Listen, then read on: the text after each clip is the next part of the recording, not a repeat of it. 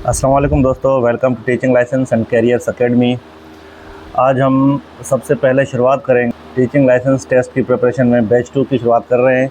और हम ये इंट्रोडक्टरी वीडियो है जिसमें हम यहाँ पर बताएंगे who can apply for the teaching licence, benefits for government teachers, apply कौन कर सकता है, बेनिफिट्स क्या है अगर गवर्नमेंट टीचर हैं तो उनके लाइसेंस टेस्ट पास करने के बाद उनके लिए कौन से बेनिफिट्स हैं, सिलेबस डिस्ट्रीब्यूशन क्या है टीचिंग लाइसेंस की, और उसके साथ साथ एलिजिबिलिटी क्राइटेरिया कौन सी है टीचिंग लाइसेंस की। तो सबसे पहले मैं बात करूंगा who can apply for the teaching licence test. तो अप्लाई करने के लिए दोनों अप्लाई कर सकते हैं, जो इस वक्त गवर्नमेंट टीचर्स हैं वो भी, और जो इस वक्त गवर्नमेंट टीचर नहीं है और लेकिन गवर्नमेंट टीचर बनना चाहते हैं वो भी अप्लाई कर सकते हैं। और सबसे बड़ा जो फ़ायदा है वो उन लोगों के लिए है जो इस वक्त गवर्नमेंट टीचर्स नहीं हैं, क्योंकि लास्ट टाइम भी ऐसा ही हुआ था कि गवर्नमेंट ने अनाउंस किया था एलिमेंट्री स्कूल टीचर EST का जो है वो लाइसेंस, लेकिन जब बहुत सारे लोगों ने टेस्ट दिया और वो जिन्होंने पास कर लिया उनको BPS 16 में EST की जॉब मिल गई। तो डायरेक्ट अपॉइंटमेंट है EST BPS 16 की, यानी एक एज HST आप जो है वो जिस तरह से थी और यहाँ SST की पोस्ट है, इसी तरह से गवर्नमेंट ने EST की पोस्ट क्रिएट की और उनको जॉब्स दे दी फ़ौरन ही। तो और उसके साथ साथ अब सिंध में ये लाजिम हो गया है कि लाइसेंस से याफ्ता टीचर ही हों। तो आइंदा आप जब प्राइवेट में जॉब करेंगे या गवर्नमेंट जॉब करेंगे तब भी आपको टीचिंग लाइसेंस लेना लाजिम ही होगा। और ये टीचिंग लाइसेंस जो है ये 5 साल के लिए मिलता है, उसके बाद आपने इसको रिन्यू कराना होता है। और गवर्नमेंट टीचर्स के लिए ये इस लिहाज से भी फ़ायदेमंद है कि ये गवर्नमेंट टीचर्स जो PST हैं या JEST हैं वो BPS 14 में है। जैसे ही गवर्नमेंट टीचर्स ये टेस्ट पास करेंगे वो BPS 16 में जंप कर जाएंगे। और उसके साथ साथ आगे चल के जब भी प्रमोशंस होंगे, सीनियरिटी लिस्ट बनेगी, तो जो लाइसेंस वाले टीचर्स होंगे वो इस लिस्ट में टॉप पर होंगे, प्रायोरिटी होगी, उनको प्रेफरेंस होगी जो लाइसेंस टीचर्स होंगे।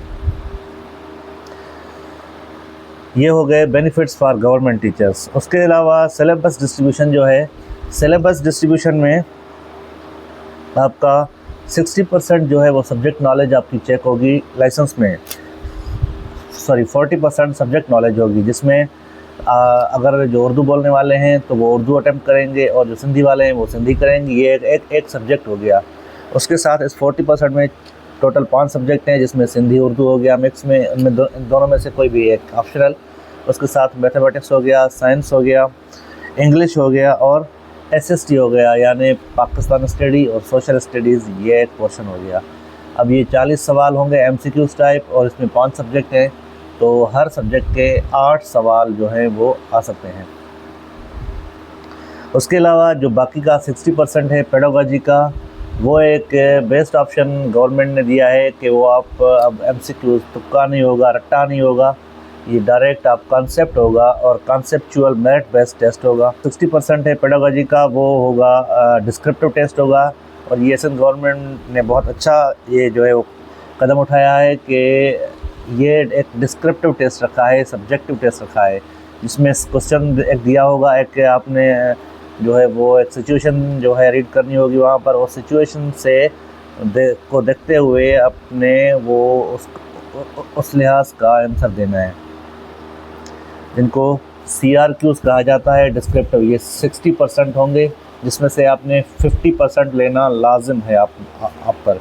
50%, 40% जो पहले था उसमें से, और 50% ये जो बकाया 60% है इसमें से।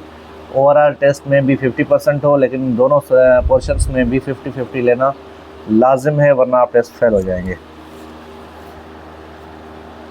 उसके साथ इसकी है एलिजिबिलिटी रिक्वायरमेंट क्या है। एलिजिबिलिटी रिक्वायरमेंट्स में आपने जो है वो 16 ईयर्स एजुकेशन हो, या और उसके साथ 1.5 ईयर्स BEd हो, और 3 ईयर्स टीचिंग एक्सपीरियंस हो गवर्नमेंट सर्विस टीचर्स के लिए।